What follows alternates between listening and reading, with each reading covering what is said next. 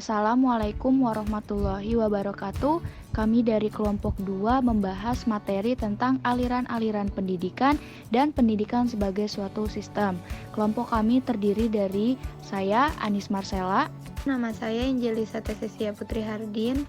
Nama saya Anissa Maidivia Faiza. Nama saya Anggreka Dara Zemedia. Aliran nativisme ditokohi oleh Arthur Schopenhauer. Ia berpendapat bahwa manusia telah dilahirkan dengan potensi-potensi yang sudah jadi. Aliran ini menekankan bahwa kemampuan dalam diri seorang anak telah dibawa sejak ia lahir, sehingga faktor lingkungan termasuk faktor pendidikan kurang berpengaruh pada tahap perkembangan dalam proses pembelajaran anak. Nativisme berasal dari bahasa Latin yaitu nativus yang berarti terlahir. Aliran nativisme berpandangan segala sesuatu yang ada dalam diri seorang anak ditentukan oleh faktor-faktor yang dibawa sejak ia lahir. Jadi, perkembangan individu tersebut semata-mata ditentukan oleh garis keturunan atau genetik. Pendidikan menurut aliran nativisme tidak bisa mengubah perkembangan seorang anak atau tidak berpengaruh sama sekali. Karena menurut mereka, baik buruknya seorang anak ditentukan oleh perkembangan sejak lahir dan peran pendidikan di sini hanya sekedar mengembangkan bakat saja. Konsep aliran Schopenhauer dapat dikemukakan sebagai berikut. Menurutnya, mendidik adalah tidak lain dari membiarkan seorang anak tumbuh berdasarkan pembawaannya. Berhasil tidaknya pendidikan tersebut bergantung kepada tinggi rendahnya jenis pembawaan yang dibawa oleh seorang anak. Pendidikan menurut aliran ini tidak memiliki kekuatan sama sekali. Dengan demikian, aliran nativisme ini termasuk yang bersifat pesimistis dalam memandang pendidikan, yakni bahwa pendidikan tersebut sebagai yang tidak ada nilainya. Contohnya, anak mirip orang tuanya secara fisik dan akan mewarisi sifat dan bakat orang tuanya. Misalnya seorang anak yang berasal dari keluarga ahli seni musik, maka anak tersebut berkembang menjadi seniman musik yang mungkin melebihi kemampuan orang tuanya, atau mungkin juga hanya sebatas setengah dari kemampuan orang tuanya. Pengertian naturalisme. Naturalisme adalah aliran seni yang mengutamakan keakuratan dan kemiripan objek yang dilukis agar tampak natural dan realistis, seperti referensinya yang terdapat di alam. Pada umumnya, seniman mengangkat tema keindahan pemandangan yang ada di sekitarnya, seperti yang terjadi pada pergerakan Moeindi di Indonesia. Aliran naturalisme adalah salah satu contoh bagaimana sebuah aliran juga dapat didefinisikan berabad-abad setelah pergerakan awalnya muncul. Aliran naturalisme ditokohi oleh 1. John Constable. John Constable merupakan seniman asal Inggris yang menjadi salah satu tokoh seniman yang memiliki pengaruh besar dalam perkembangan aliran naturalisme. 2. Thomas Cole.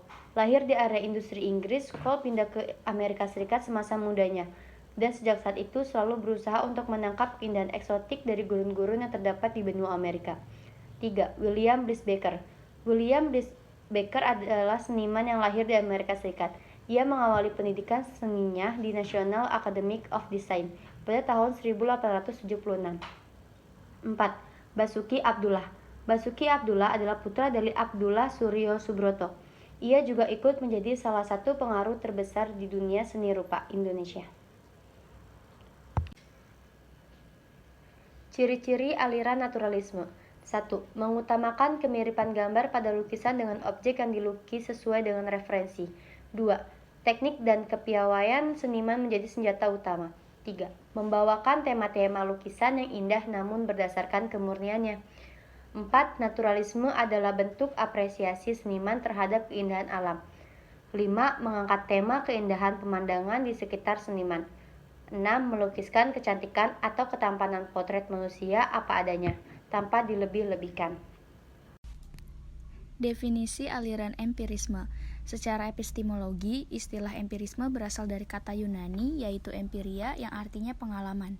Menurut aliran ini, manusia dilahirkan putih bersih seperti selembar kertas, artinya tidak membawa potensi apa-apa.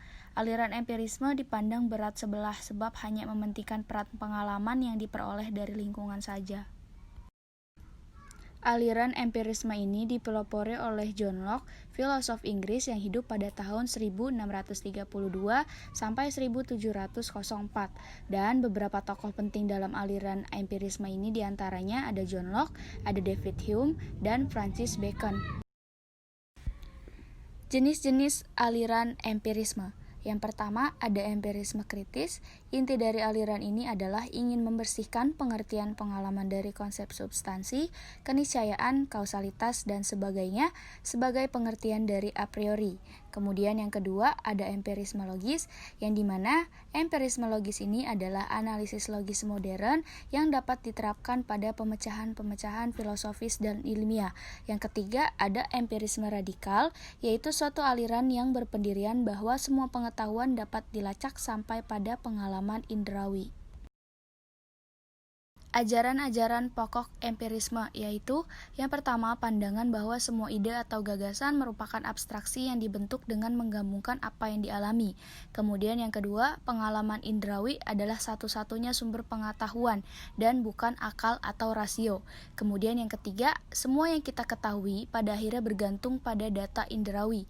Yang keempat, semua pengetahuan turun secara langsung atau disimpulkan secara tidak langsung dari data indrawi, kecuali beberapa kebenaran defisional logika dan matematika. Kemudian, akal budi sendiri tidak dapat memberikan kita pengetahuan tentang realitas tanpa adanya acuan pada pengalaman indrawi dan penggunaan panca indera kita. Akal budi mendapat tugas untuk mengelola bahan yang diperoleh dari pengalaman. Dan yang terakhir, empirisme itu sebagai filsafat pengalaman, yaitu mengakui bahwa pengalaman sebagai satu-satunya sumber pengetahuan. Pengertian konvergensi merupakan gabungan antara aliran empirisme dan aliran nativisme, di mana faktor bakat atau bawaan dan lingkungan memiliki peranan penting dalam perkembangan individu. Aliran ini mengungkapkan bahwa pendidikan bergantung pada faktor bawaan dan lingkungan. Faktor yang mempengaruhi tinggi rendahnya mutu hasil perkembangan siswa ada dua macam, yaitu yang pertama faktor internal, yaitu faktor yang ada dalam diri siswa itu sendiri yang meliputi pembawaan dan potensi psikologis tertentu yang turut mengembangkan dirinya sendiri. Yang kedua yaitu ada faktor eksternal, yaitu hal-hal yang datang atau ada di luar diri siswa yang meliputi lingkungan, khususnya pendidikan, dan pengalaman berinteraksi siswa tersebut dengan lingkungannya. Penganut aliran ini berpendapat bahwa dalam proses perkembangan anak, baik faktor pembawaan maupun faktor lingkungan sama-sama mempunyai peranan yang sangat penting. Bakat yang dibawa pada waktu lahir tidak akan berkembang dengan baik tanpa adanya dukungan lingkungan yang sesuai untuk perkembangan bakat itu. Sebaliknya, lingkungan yang baik tidak dapat menghasilkan perkembangan anak yang optimal kalau memang pada diri anak tidak terdapat bakat yang diperlukan untuk mengembangkan itu. Sebagai contoh, hakikat kemampuan anak manusia berbahasa dengan kata-kata adalah hasil konvergensi.